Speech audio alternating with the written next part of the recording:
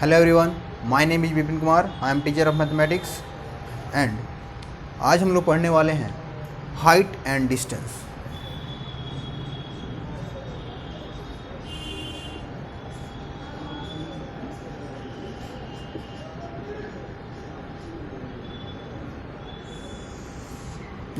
बाबू, जब भी हम हाइट एंड डिस्टेंस की बात करेंगे तो एक बात हमेशा याद रखना कि इसमें राइट एंगल ट्रायंगल की बात होगी और इसमें एक ही ट्रायंगल की बात होगी, होगा right angle triangle. Right angle triangle क्या होता है?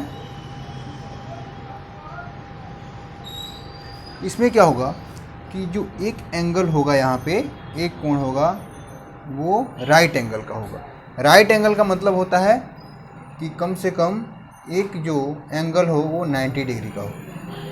और त्रिभुज का क्या मतलब होता है? ट्रायंगल का क्या मतलब कि तीन साइड क्या हो, आपस में बाउंडेड हो, एक दूसरे से घिरे हों, उसे क्या बोलते हैं? ट्रायंगल बोलते हैं, त्रिभुज बोलते हैं। तो इसमें हम नाम दे देते हैं ए, बी एंड सी। ये भी ध्यान रखना है कि जब भी हम किसी भी फिगर का जब नेम देते हैं तो हमेशा कैपिटल लेटर में होना चाहिए। ओके। और अब देखिए बाबू, इसे बोलते हैं यहाँ पे हाइट एंड डिस्टेंस में कभी भी क्या होता है, यहाँ पे एंगल होता है। एंगल अगर थीटा ले लेते हैं तो इसके सामने वाली जो साइड होती है उसे हम बोलते हैं परपेंडिकुलर, और अदर जो साइड होती है इसे बोलते हैं बेस, और जो लंबी साइड होती है उसे हम बोलते हैं हाइपोटेनस। ओके, हिंदी में इसे हम बोलते हैं लंब, आधार, इसे बोलते हैं कर्ण। Okay, perpendicular, base and height. अब एक और फिगर हम यहाँ पे ड्रॉ करते हैं और देखिए, अगर एंगल यहाँ पे है, ठीक है, जब एंगल यहाँ पे है तो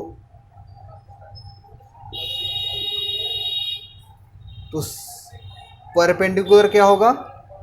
परपेंडिकुलर साइड जो होगा वो मेरा ये होगा, BC हो जाएगा, यानी P ये हो जाएगा, और जो अदर साइड होता है वो B हो जाता है, और लंबी जो साइड है सबसे बड़ी साइड उसे हम H बोलते हैं। H means hypotenuse. यहाँ पे राइट भी कर देते हैं।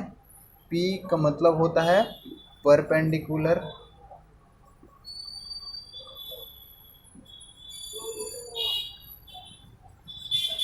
B का मतलब बेस, और H मीन्स हाइपोटेनस। ओके, इसका ये मतलब होता है। अब देखिए, हाइट एंड डिस्टेंस में दो एंगल की बात हम करेंगे। एक होता है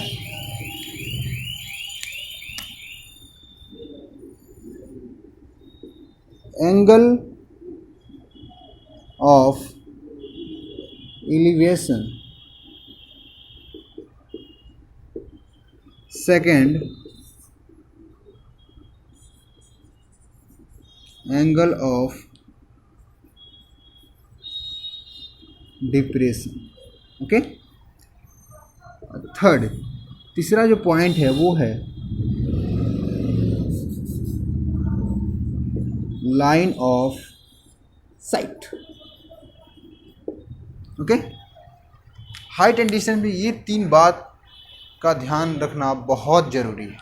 जैसे आप स्क्रीनशॉट ले सकते हैं छोटा सा। ये समझना बहुत ज़रूरी है कि एंगल ऑफ एलिवेशन क्या है, एंगल ऑफ डिप्रेशन क्या है, और लाइन ऑफ साइट क्या है। ये इसको हिंदी में अगर बोलें तो उन्नयन कोण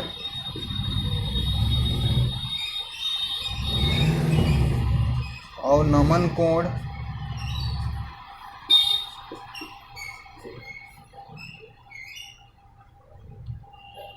बोलते हैं। और लाइन ऑफ साइट अभी समझा देते हैं कैसे होता है। देखिए, अगर यहाँ पे कोई बिल्डिंग है, ओके, ठीक है, और यहाँ पे कोई लड़का है, ये लड़का अपने आँखों से बिल्डिंग के टॉप पॉइंट को देख रहा है, ठीक है, अपनी आंखों से बिल्डिंग के टॉप पॉइंट को जब देख रहा है ना, तो उसकी आंखों के पैरेलल एक इमेजिनरी लाइन ड्रॉ करते हैं, और इस इमेजिनरी लाइन आंखों से जिस एंगल से उस टॉप बिंदु को या टॉप पॉइंट को देखेगा, यहाँ पे एक एंगल क्रिएट होगा।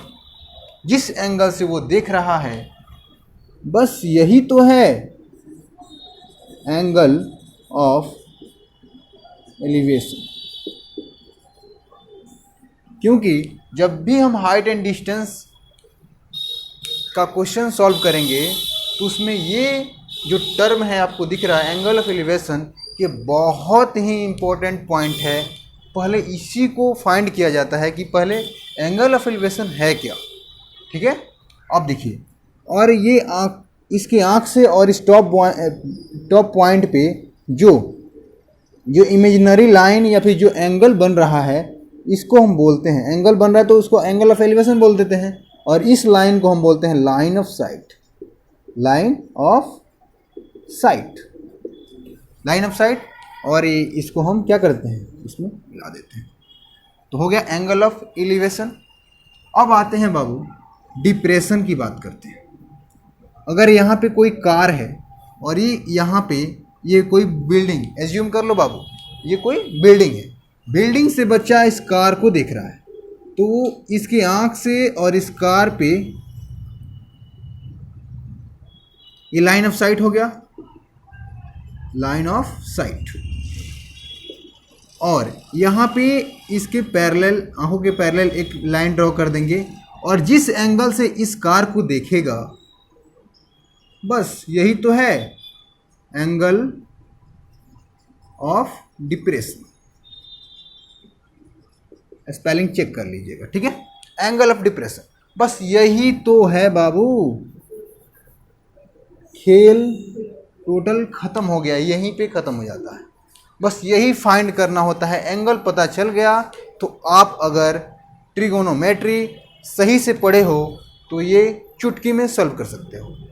तो आगे देखते हैं, ये समझ में आ गया होगा लाइन ऑफ साइट क्या होता है, ये होता है। और हम क्या कर देते हैं, हमेशा जो एंगल ऑफ डिप्रेशन और एंगल ऑफ एलिवेशन होता है ना बाबू, जो दोनों सेम होता है, एंगल ऑफ डिप्रेशन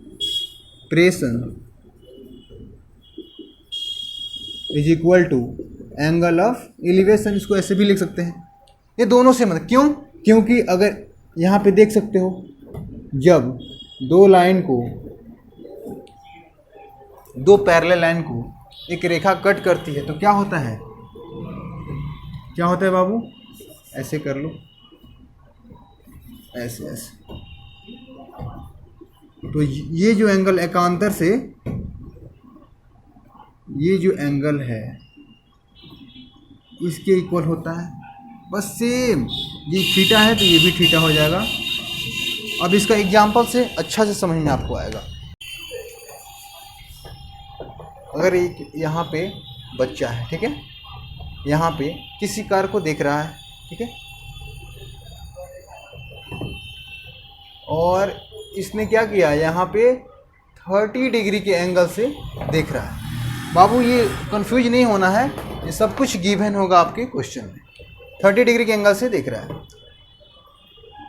तो आप बताओ तो हम क्या पूछेगा, ये 30 डिग्री के एंगल से देख रहा है, और ये अगर बिल्डिंग मुझे पता है कि ये 100 मीटर की है, 100 मीटर की है, ये बिल्डिंग 100 मीटर की है, तो अगर यहाँ पे इसका एंगल पता चल गया कि, और ये कार है, तो क्या पता, तो क्या हम फाइंड कर सकते हैं, ये पूछेगा क्वेश्चन, ये पूछेगा बताओ कि ये कार इस बिल्डिंग से कितने मीटर की दूर पर खड़ी है, दूरी पर खड़ी है, यानी यहाँ पे पेस पूछ लेगा। समझ में आया, ये 30 डिग्री है, 30 डिग्री के एंगल से देख रहा है तो चुटकियों में बनेगा। यहाँ देखो, इतना तो पता है कि जो भी ट्रिगोमेट्रिक फंक्शन होते हैं, ट्रिगोमेट्री होते हैं, रेशियो होते हैं, साइन होते हैं, कॉस, टेन, कोसेक, सेक और कॉट, ये टोटल होते हैं। B by P by B, B by H, sorry P by H, B by H, P by B. अब ये उल्टा हो जाता है, इसका अपोजिट हो जाता है, बोलिए तो बाबू, H upon B, H upon B हो जाएगा, और ये बी अपॉन पी।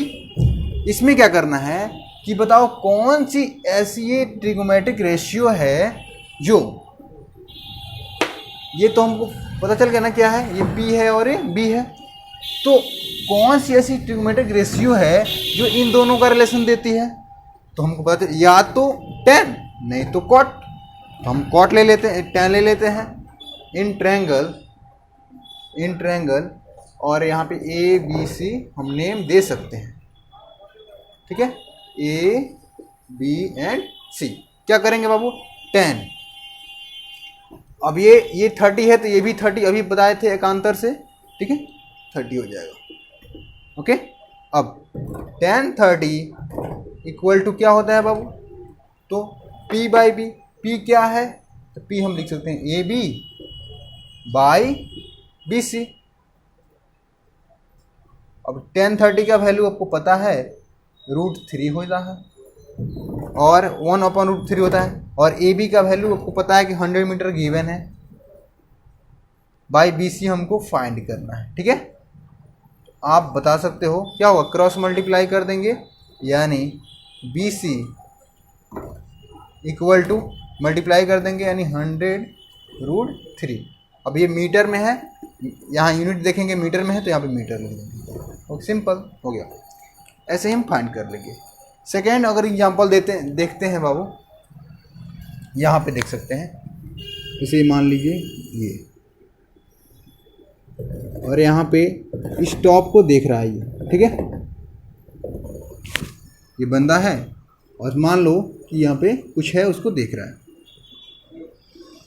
कोई फ्रूट्स होगा यहाँ पे, मान लो कि कोई ट्री है, सॉरी कोई ट्री है, और ट्री को देख रहा है, ये ट्री के टॉप को देख रहा है, फ्रूट लगा हुआ है, और उसको पता नहीं कि ये जो ट्री है वो कितने मीटर हाइट की है, और इसको इतना पता है कि हम ट्री से 100 मीटर की दूरी पे खड़े हैं, ठीक है, ये बच्चा, और ये इसको 60 मीटर यानी 60 डिग्री एंगल से देख रहा है। तो आप बताओ कि पता क्या करेगा कि इससे ये पता लग जाएगा, यहाँ पे क्या पूछेगा कि बताओ इसकी हाइट क्या है, इसकी ये ट्री की हाइट क्या है, हम नेम दे देंगे A B and C. Height निकालेंगे, क्या करेंगे बाबू, इन ट्रायंगल